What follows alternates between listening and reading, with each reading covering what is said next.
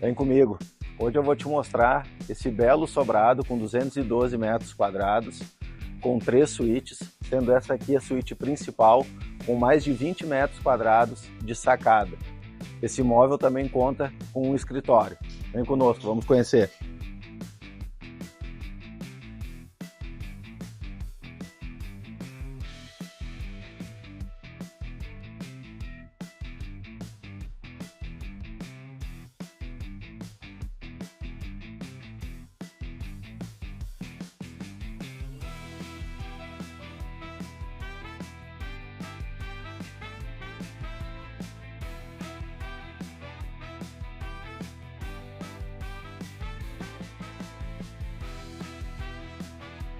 Aqui na parte de cima, então, a gente conta com 3 suítes e temos aqui uma parte com bastante luz natural, que dá acesso à escada, e do outro lado a gente tem acesso à sala, um pé direito duplo, que também traz bastante amplitude e luminosidade para o ambiente.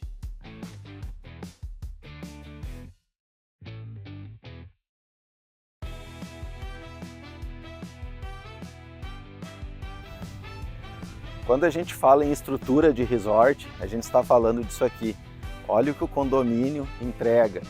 Temos piscina adulto, piscina infantil, piscina aquecida, academia, salão de festa, tudo completinho. Aqui a gente tem um hall de entrada, com esse belo sofá, lareira, TV, para os seus convidados aguardarem de forma aconchegante a entrada no salão de festa. Agora a gente vai mostrar para vocês aqui a sala de jogos. Aqui nós estamos na sala de jogos, como vocês podem ver, temos aqui uma mesinha de pôquer.